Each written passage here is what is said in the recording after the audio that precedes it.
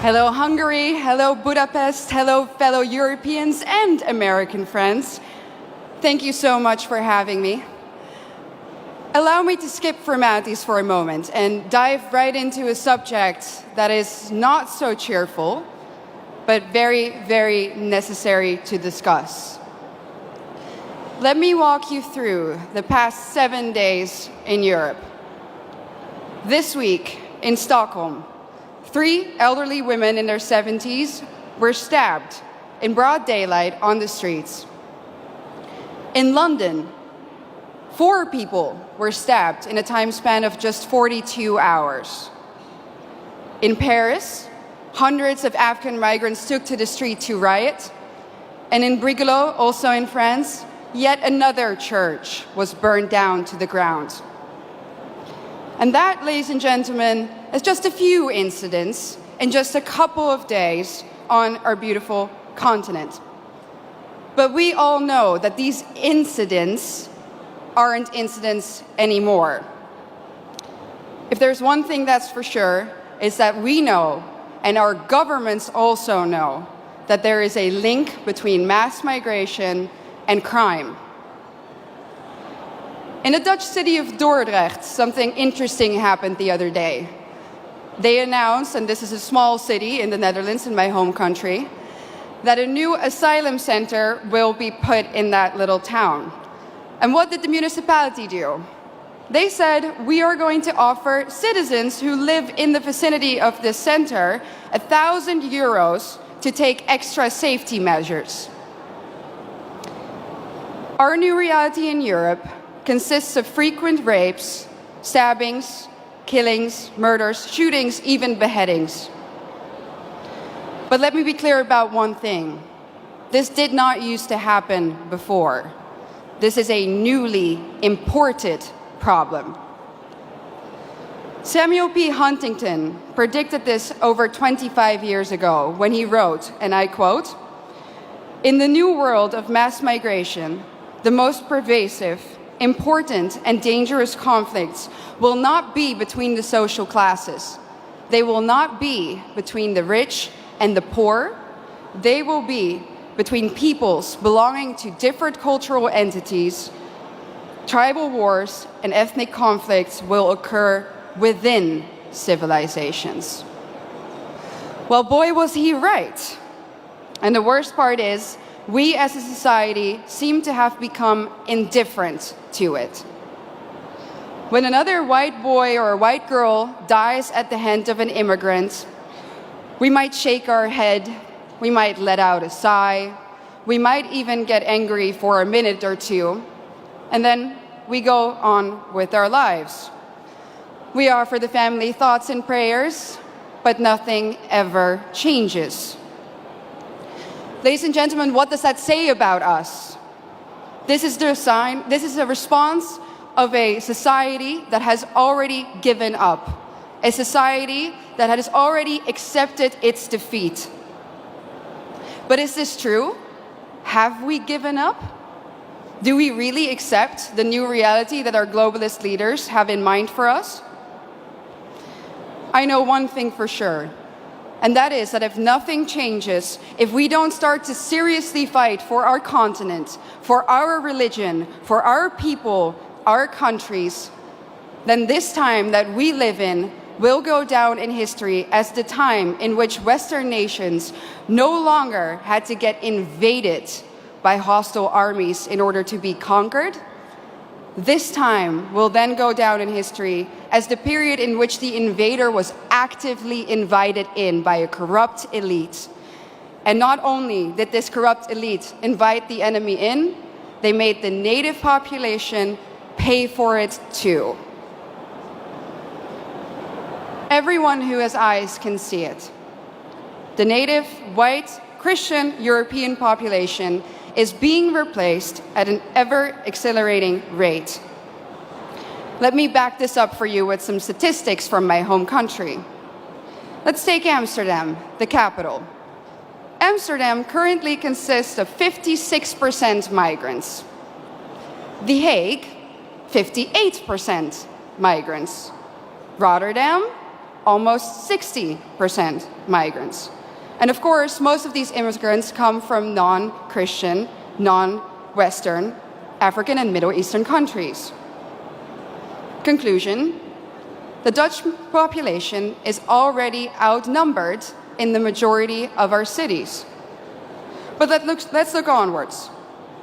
London, 54% migrants. Again, conclusion, native population outnumbered. Brussels, color me shocked, 70% migrants. Conclusion, native population majorly outnumbered. And other Europeans will, of course, follow suit soon if they haven't already. So I'm going to draw the forbidden conclusion here. The Great Replacement theory is no longer a theory. It's reality. And what's interesting about replacement is that the establishment will either deny its existence, or when they admit to it, they say that it's a good thing that the native European population is soon no longer a majority on its own continent.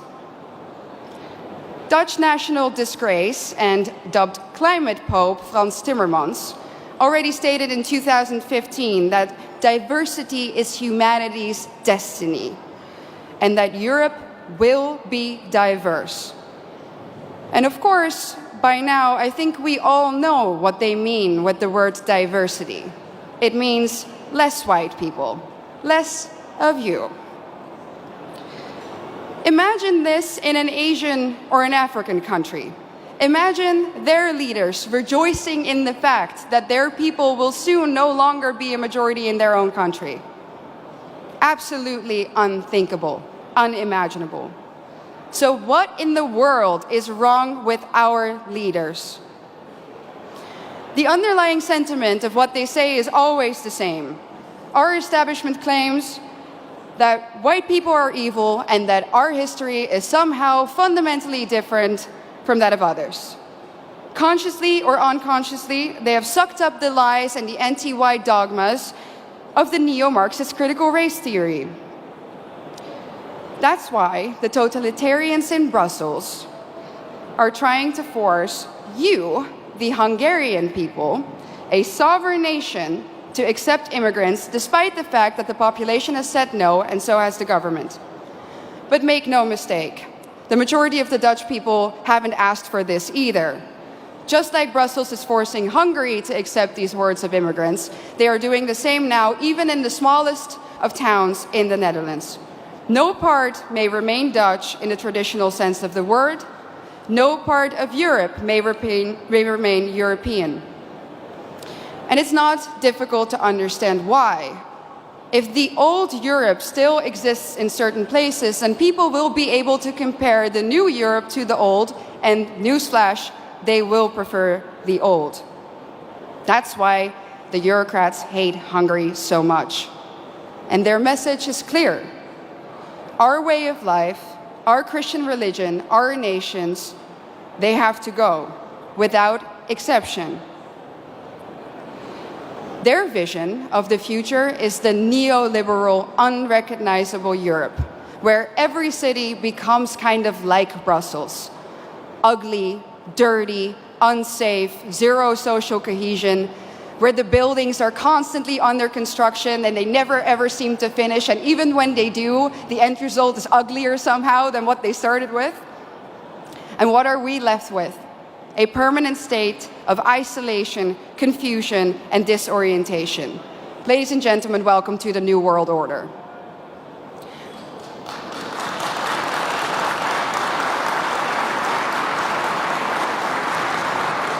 So what's the antidote? A strong Christian Europe of sovereign nation states. That's why we need to outright reject the lie that nationalism causes war. It's not nationalism or national sovereignty that causes war. It's expansionism. And where in Europe do we find that nowadays? In one place and one place only: Brussels.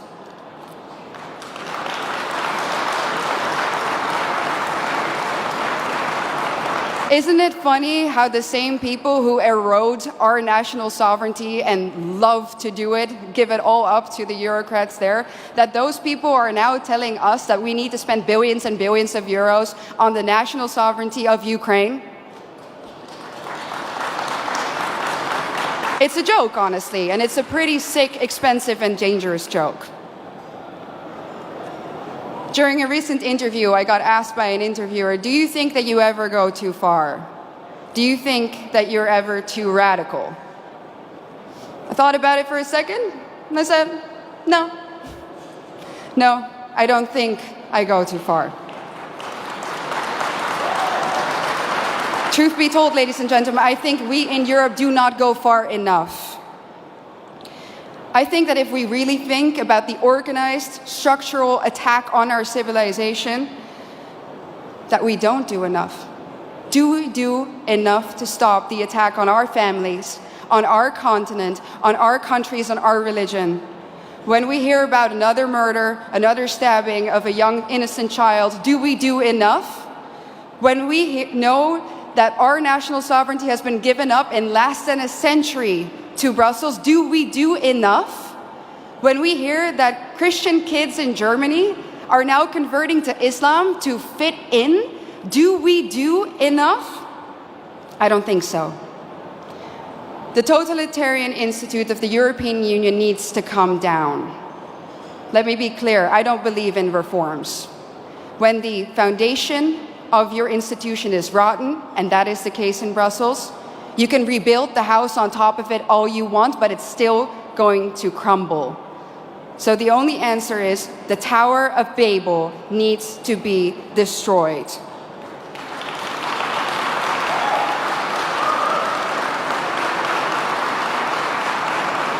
Ladies and gentlemen, we are the daughters and sons of the greatest nations on earth.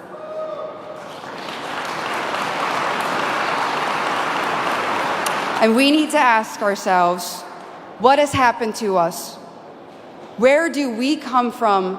And more importantly, where are we going? Our elites have declared a war on us, and now it is time for us to put on the full armor of God, fight back, and win. Thank you so much.